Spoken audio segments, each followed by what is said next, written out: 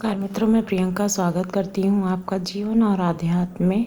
मित्रों, तुलसी का जो पौधा है वो हिंदू परिवार में अवश्य मिलेगा। हर घर में तुलसी के पौधे को घर के बाहर रखा जाता है। कहते हैं कि घर के बाहर तुलसी के पौधे को रखने से सुख और समृद्धि का वास होता है। धार्मिक अनुष्ठान और हर प्रकार के छोटे से बड़े पूजन के लिए तुलसी का प्रयोग किया जाता है। तो आज हम जानते हैं कि तुलसी के पौधे को घर में रखने का क्या नियम होता है। पहले तो बता दें आपको कि तुलसी का जो पौधा है वो हमेशा उत्तर या उत्तर पूर्व दिशा में लगाया जाता है, लेकिन इस दिशा में साफ सफाई होना बहुत ही ज़रूरी होता है जहाँ पे हम तुलसी का पौधा लगा रहे हैं। ये दिशा पानी की है, जिसकी वजह से तुलसी सभी नकारात्मक ऊर्जा को नष्ट करती है और घर में अच्छी और सकारात्मक ऊर्जा का वास होता है। इसकी देखभाल कैसे करें? तुलसी का जो पौधा है घर में लगाने के बाद इसकी उचित देखभाल करना बेहद आवश्यक है। यदि घर में तुलसी का पौधा सूख जाए या फिर किसी प्रकार से क्षतिग्रस्त हो जाए, यानी कि उसको किसी तरह से भी नुकसान हो जाए, तो परिवार के सदस्यों के लिए दुर्भाग्य माना जाता है।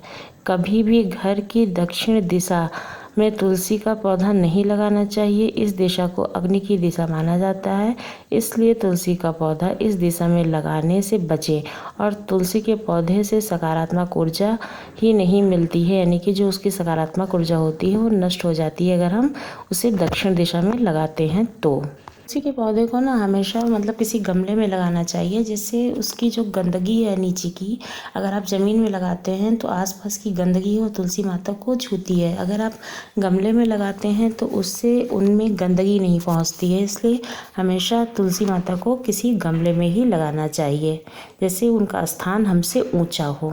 घर में तुलसी जी का वास होता है उस घर में कभी भी दरिद्रता नहीं आती है, इसलिए हमेशा ये ध्यान रखना चाहिए कि हमारा जो तुलसी का पौधा है वो कभी सूखे नहीं।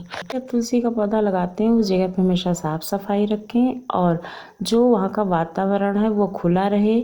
उसके आसपास में झाड़ू पोछा ये सब चीज़ें नहीं रखनी चाहिए, अव्यवस्था नहीं होनी चाहिए जहाँ आप तुलसी का पौधा लगा रहे हैं।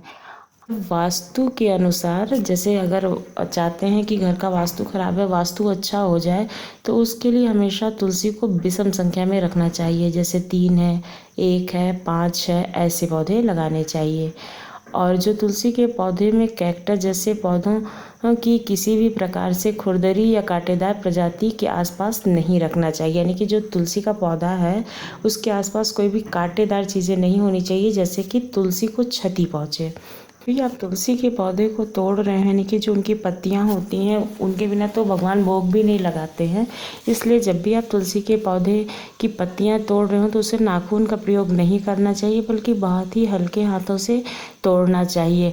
कई बार हम लोग जैसे चाय में या किसी चीज़ में काढ़े में इस्तेमाल करते हैं तुलसी जी का, तो ध्यान रखें कि जो उनका पत्ता है वो किसी भी जगह पे ना जाए, बल्कि उसको उसमें से निकाल कर किसी गमले में डाल दें, जिससे कि वो किसी भी गंदी जगह पे नहीं जाएगा। और बिना स्नान किए, बिना किसी वजह से तुलसी के पत्तों को नहीं तोड़ना चाहिए।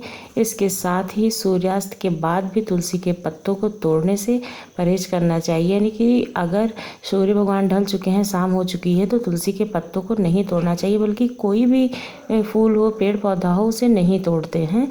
और रविवार के दिन भी तुलसी पत्र को तोड़ने से परहेज करना चाहिए। साथ ही रविवार के दिन तुलसी के पौधे में जल भी अर्पित नहीं करना चाहिए। ऐसा माना जाता है कि तुलसी के पत्ते तोड़ने पर पूजा का फल पूरा नहीं होता है।